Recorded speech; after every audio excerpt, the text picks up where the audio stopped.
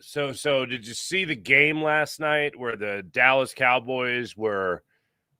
I think they were trying to win, but they couldn't by a pretty wide margin. There, the Arizona Cardinals whooped them pretty good last night in Dallas on Monday Night Football. You know, in front of the country and everything. That was fun. Welcome into the show, everybody. This is the Farzy Show presented by MyBookie, MyBookie.ag, and it's wonderful to have you along for the ride. I think you guys know last week kids were sick, which pretty much means that now my wife and I are sick, so that's fun. That's a good time. Anyway, don't forget to vote today. Also, I actually watched the Saquon Barkley documentary. I don't mean actually watch, like the downplay it, but I did watch the Saquon Barkley documentary finally yesterday in an attempt to feel better. Sat there on the sofa for the hour and 41 minutes that it was running on Amazon Prime and went ahead and watched it. And I got to tell you, if you haven't watched it yet, it is fantastic. I've never watched something like that where you just know the ending and enjoyed it so much. It was just so well done. And I couldn't help but think, like, the production guy in me be like, what was this going to be used for if they didn't win the Super Bowl? Like, this could have, he's going all the way back to like 2000, basically his college days. And he's filming this documentary and it's going to come out sooner or later.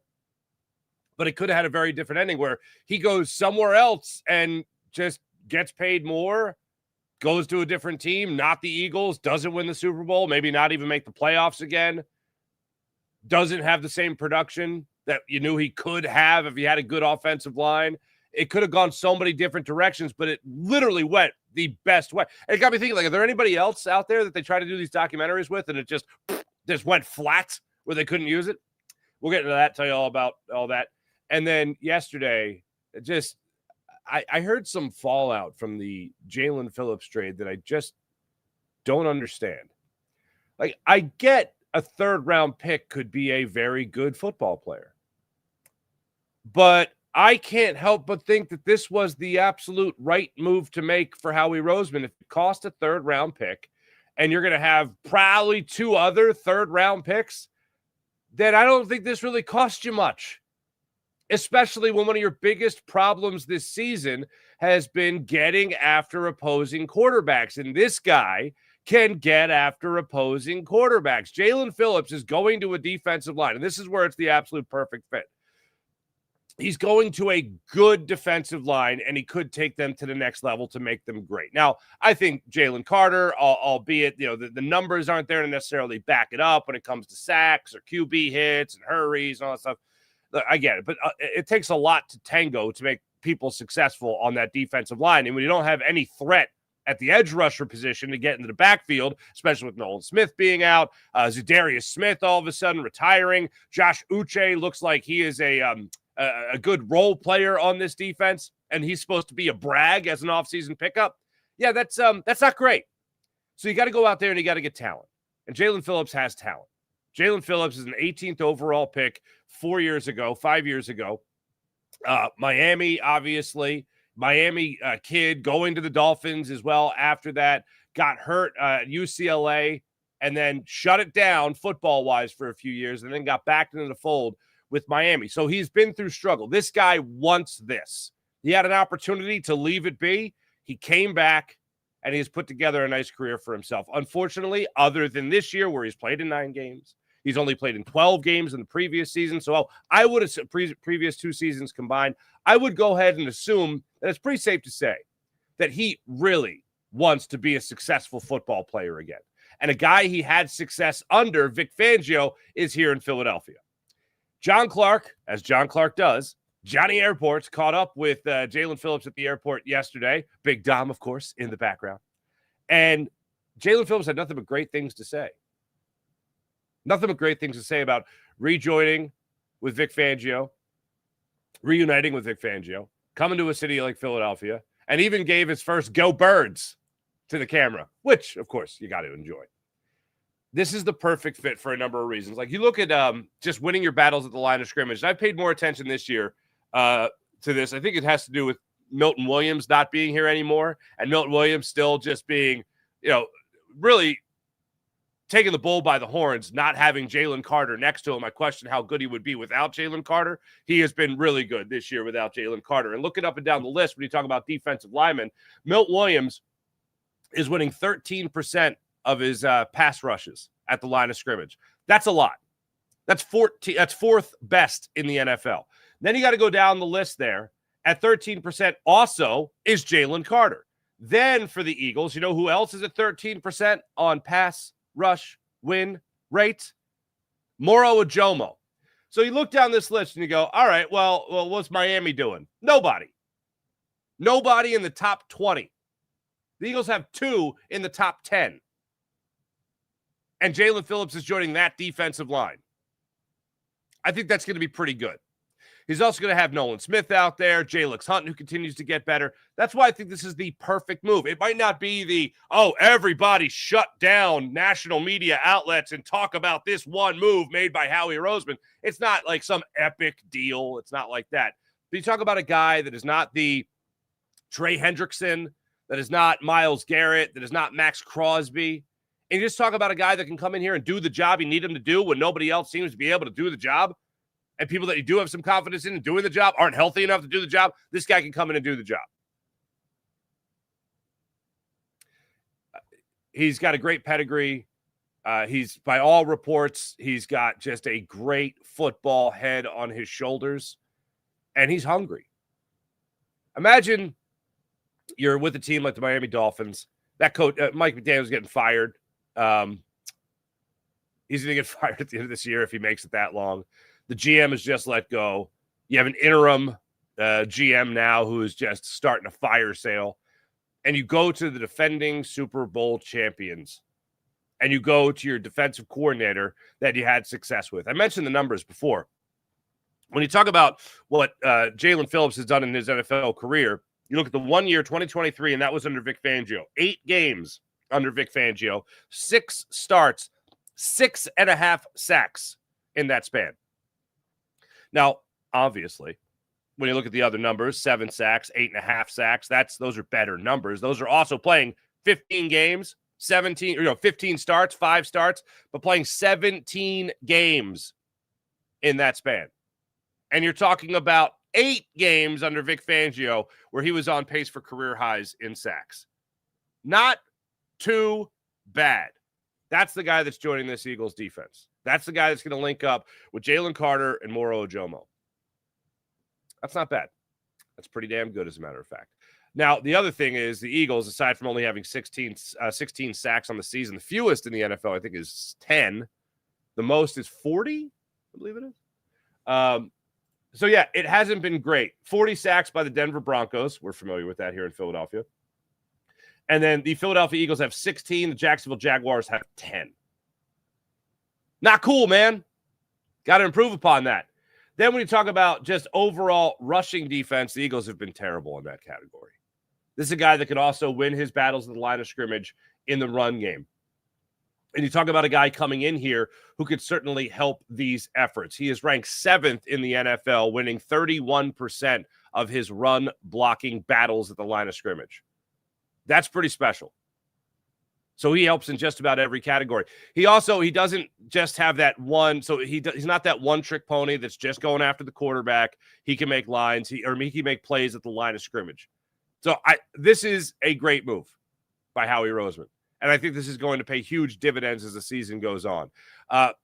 You also talk about a guy that has that experience, that you could put him in there Monday night against the Green Bay Packers at Lambeau Field, knowing what his assignment's going to be. Yeah, sure. I'm sure things have changed a little bit with Vic Fangio. You don't keep things stale, so to speak. You don't last so long by getting stale. You got to make adjustments. You got to make changes. So I'm sure there's going to be a period here where he's got to be brought up to speed. There's going to be time here where he's got to build chemistry with guys that are playing on the interior of this defensive line to understand their job, to understand their tendencies, to build that chemistry. But as far as talent goes, as far as what he cost you, I see nothing wrong or nothing bad about this deal. 3rd round pick when you most likely have 2 others. Yeah, I'm fine with that. Good move, Howie. As far as the other moves that are made, I think it really just spells, and we'll hear from Vic Fangio this week, I think it really tells you where you're going to see Cooper DeJean for the rest of this season. I think it tells where you're going to see Michael Carter coming in play for the rest of this season. And it pushes guys back on that depth chart a little bit, like Keely Ringo, Adoree Jackson, Jacorian Bennett. But in all, you have depth. And you added depth by bringing in a guy that I think mentally, between the ears, still knows how to play the position in Jair Alexander, but physically, you lose that step. You lose a lot, unfortunately, as a cornerback in the NFL. But one thing he definitely has is the goods. Jair Alexander on a team like the Green Bay Packers, which, by the way, you shouldn't even really need. So I look at this Jaelan Phillips deal, and I think it's a great deal by Howie Roseman. I don't look, third-round pick. No, I'd love to get him for free, but it's going to cost something. I'm okay with it being a third-rounder. And as far as the success he's had individually on a Dolphins defensive line, and Bradley Chubb's great and all that, but talking about the interior defensive linemen, him matching up with Jalen Carter, Moro Ojomo, Jordan Davis hopefully goes on another kick here. You're talking about all of a sudden this guy becomes your best edge rusher in a team that desperately needed to upgrade the edge rusher position. So I love it. And I really can't think of anything surrounding it that makes me go, wouldn't have done that. I think it's great by Howie Roseman. 4:00 today. 4:00 today. Trade deadline in the NFL. Now, I'm going to go ahead and say this because I think it put the right energy out there. I thought this time yesterday that Howie would be done. I didn't think another big move was going to be out there. I didn't think a huge move like Myles Garrett or Max Crosby, Trey Hendrickson. I didn't think that deal was out there. Jaelan Phillips, I believe, even said, I don't even think he's going to go there. Then by the end of the show, he went there. Howie went there. And then I did a second show immediately following this show. A brief one, 7 minutes, just to get the rest of the reaction in there. Splice that in the beginning of the podcast for yesterday's release. The magic of the digital age. But yeah, I can't see anything that is wrong with this deal. I love it. Absolutely love it. Keeping it with the Eagles. Like I said, I did watch Saquon Barkley's documentary on Amazon yesterday. It's an hour 41. It also reminded me that Allen Iverson has that. I forget how many episodes it is, but he's got that documentary that came up in the algo after I was done watching the Saquon Barkley documentary. It really is fantastic. And there's a couple of things that you watch something like that and you think, wow, I didn't expect this much conversation between the player and the general manager. I thought that was up to the agent. But there was a few conversations there. One in which Saquon Barkley is talking to the general manager of the Giants before he leaves. And Saquon's playing Madden just on his Xbox. And then he literally turns the camera just like, I was literally just getting plays off as we were having that conversation. And there's one repeating theme that I know it won't sit well with a lot of people. And that's a guy getting paid at one point $11 million. And he's, in some people's minds, quibbling over a couple more million. I know that's not going to sit well with a lot of people. But I always tell people, if you had somebody at your office that hadn't been there as long, wasn't as important to the company, and they're making more money than you, and you're in the same position, so to speak, or maybe they are a different branch of, in this case, the NFL playing for another team, and they're making more money, you ain't going to like that. You're going to want to get paid what you feel like you're worth. It just happens that in their market, that's millions and millions, tens of millions of dollars, which, it hits a little different when it's like that. Like, I'd play you for free, Yeah, okay. Not if the guy next to you is getting 10 million, you're going to want 11. Not if the guy next to you is making 11, you're going to want 15 or what have you. So it really takes you through that whole entire process, and it really does it goes back to his grade school days. It goes back to his father watching him play in grade school and telling his mom, like, I know you don't want to come to the games, but you're going to have to watch your boy. This guy, he's incredible. Like 28 touchdowns in like 8 games. It was something like that as a kid. Goes to Penn State, stays somewhat close to home. The whole story is just captured really, really well. And then, of course, the owner ends up calling him, telling him he's not going to give him permission to seek a trade. They franchise tag him and all that, and then the rest is history. Plays that one more year in New York, gets an opportunity to go elsewhere, has the greatest year in this 17-game schedule and 4 playoff games, has the greatest year a running back's ever had. Pretty incredible. Pretty incredible. Most yards ever and a Super Bowl championship. That's pretty good. I highly recommend watching it. And the other thing is, it just really takes you into his home, and you see Saquon, the dad, with his daughter and his son, his young son, and you see the kids get older as the video goes on, which is just awesome to see that kind of aspect of this guy. And really just makes you have even more respect for the guy, as opposed to the guy that you watch who's just an extremely talented football player. And then it has you longing for that kind of production again. When the Eagles left us before the bye week, we saw their best run game of the season by far. Had not had a 100-yard rusher all season. Then all of a sudden, Saquon goes off for a $150. Tank Bigsby goes off for over 100 yards. They put up like 267 yards rushing against the Giants before the bye week, and going, oh, did they crack the code on this one? Okay. This is something that you need to see the Eagles build, just like you need to see the Eagles improve on their pass rush, improve in their run defense, essentially improve in total on their defensive line, like I think they did with Jaelan Phillips. They need to get better on their offensive line. And if there's one more move to make for Howie today, I think that move is bulking up their offensive line as far as depth goes. Sui Opeta, who was just signed 2 weeks ago, just got released yesterday. All right. Maybe the Eagles bring him back in the next couple of days, because I still see offensive line depth as a huge problem. When you look at this Eagles team right now and you think about what they have given up, and you think about the fact that they traded away Chauncey Gardner-Johnson for Kenyon Green, nowhere to be found. They decided at the last minute they needed to bring Fred Johnson back because they didn't like what they had as far as a backup to Lane Johnson, and they brought him back only to first put in Matt Pryor early in the season as the number one guy off the bench for Lane Johnson. Don't like that. Brett Toth comes in here. He struggles at left guard, goes back to center, more natural position for him, and he was great. He was a lot better than I thought he would be in his first game back at center. And not only that, great. I mean, you talk about the rushing game we just mentioned there, over 260 yards. You're talking about Brett Toth being the guy in the middle of the line of scrimmage. You're talking about Brett Toth being the guy getting off the line of scrimmage on that nice screenplay to Saquon Barkley, getting upfield and making a block, getting a dream scenario of being able to lay out a cornerback. I mean, that is a lot of fun to watch. That's a lot of fun to follow. And you hope they get a hell of a lot more production like that in the second half of the season.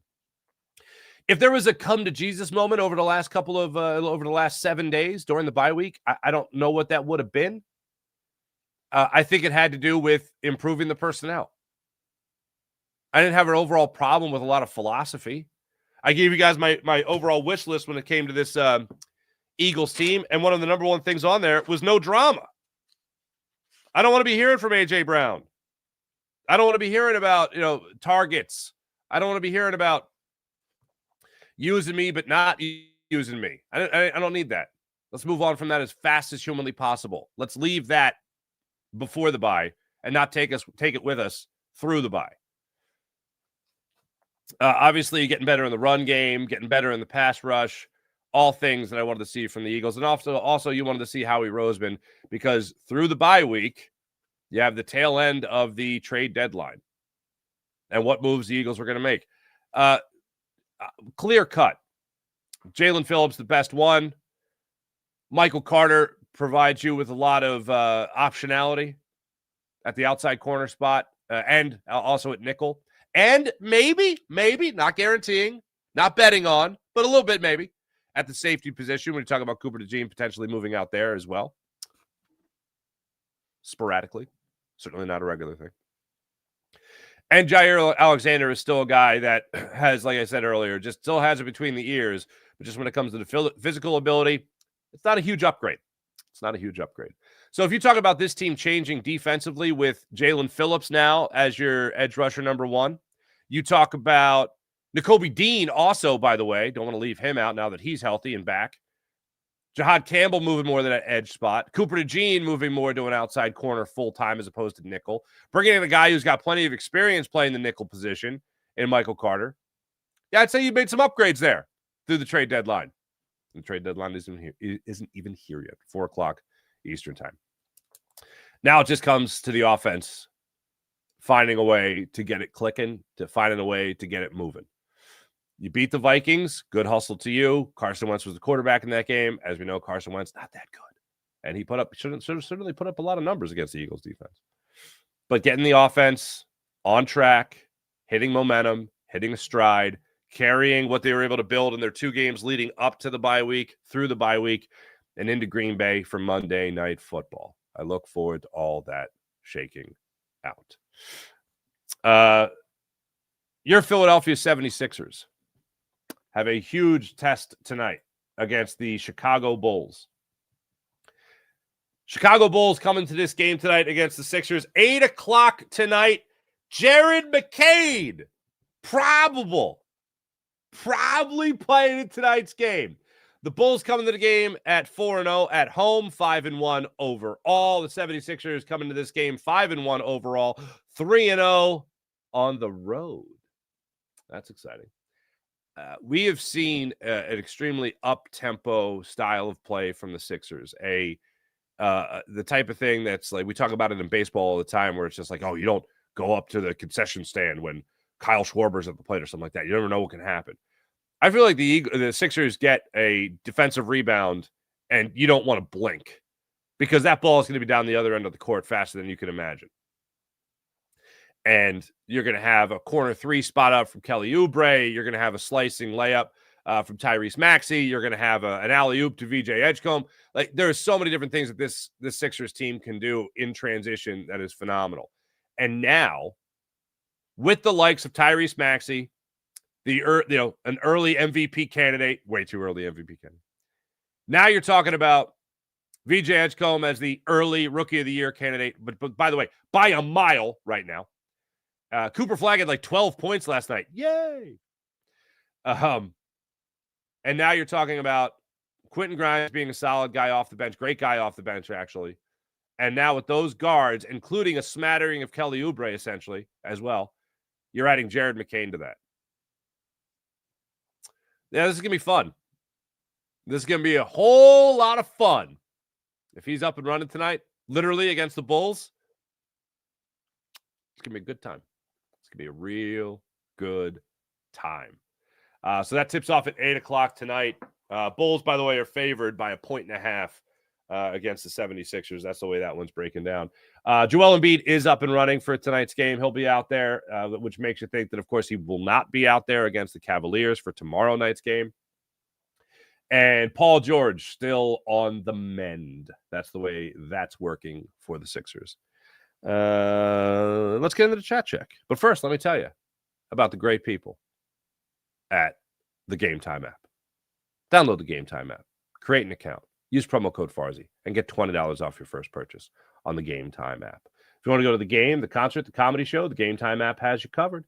Game Time app is where it's at.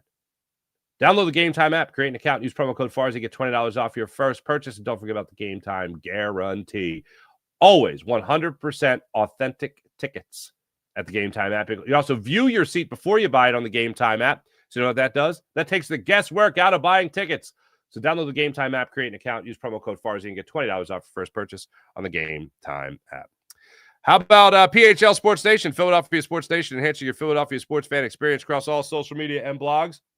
That's PHLSportsNation.com. Let's get into the chat checks here. Wonderful people are doing this fine morning. Lee Milone, hello. Good morning. Sean Kilrain, good morning. Rye, good morning, Farzy and friends. 6 o'clock Central Time or 6 o'clock. Forgot to change the clocks now. I like it. Danny, what's going on? Jaelan Phillips had a very strong relationship with Vic Fangio when he was the defensive coordinator in Miami. 8 games playing under Fangio, 23 snaps, 23 pressures, 69 sacks, 13.6% of pressure. That's pretty damn good. Wayne the Pain, good morning. Sean, do we have room for one more? Asante Samuel Jr. Saw he got cleared yesterday. I'm going to go ahead and put it out there. I'm going to doubt it so that Howie does it. Just like yesterday, I doubted Jaelan Phillips. I doubted another edge rusher. I'm not going to doubt. Or I am going to doubt. It's not the same. No way he's coming here.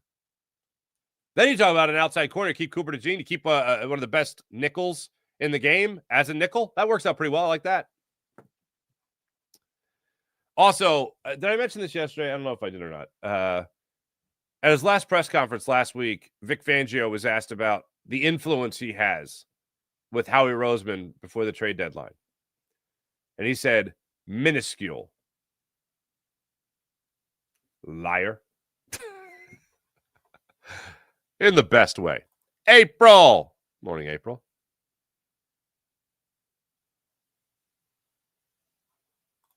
Who was that player, Farzy? What did I say? Did I say something stupid? I mean, I wouldn't put it past myself to say something stupid.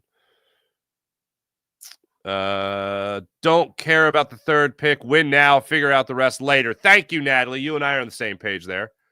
Sean Gillespie, good morning. Jason A., what's popping? Sean Kilray, the Bills were one of the teams that voted to ban the tush push in May. Josh Allen 4 to Jalen Hurts 3. Did you see Seattle run the tush push with Barner? Is that the guy's name? The tight end? I'm blanking on his name. They ran the tush push. I mean, the game was on ice already, unfortunately, against the Commanders, but they just had to cap that one off. And that's something. Sean Gillespie, hello. Howie playing chess, not checkers, cuz. There you go. Love that. Let's go Flyers. Are they back at it tonight, too? I think they're playing tonight. They got the Habs, I believe. Yeah, Habs tonight, 7 o'clock in Montreal. For the fellow Kylie Kelsey lovers, new show premieres at 9 today. There we go. I love Kylie Kelsey. Oh, yeah, got to watch the AI documentary. Boy, he could play. Oh, I watched.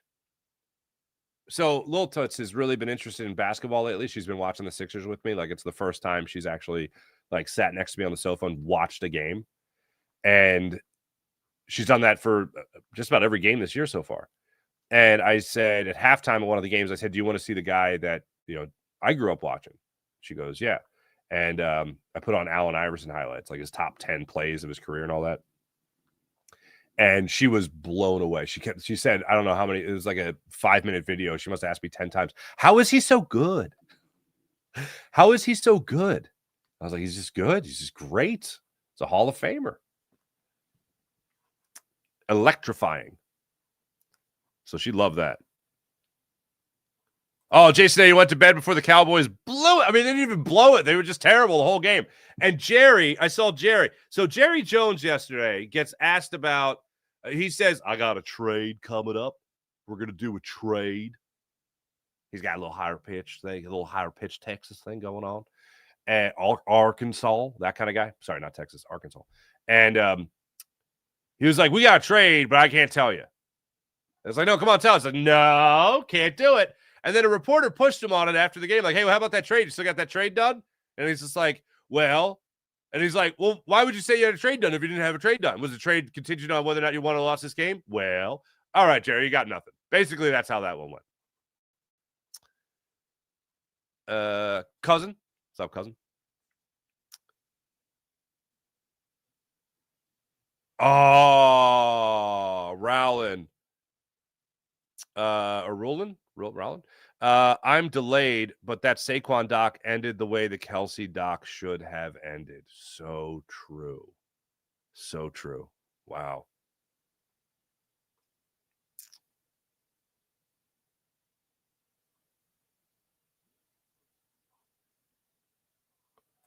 All these hypocrites love using the move, the tush push, that is so dangerous, right? Epic crossover on MJ prices. I mean, just shook him, man. Just shook him. I will say I did one of the few people that I've interviewed in my life that really like got to me as a kid.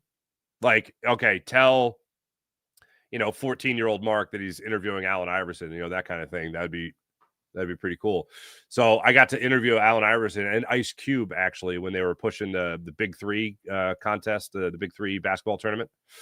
And they came to Philly, and I got to interview Ice Cube, which, him and I have so much in common, and Allen Iverson.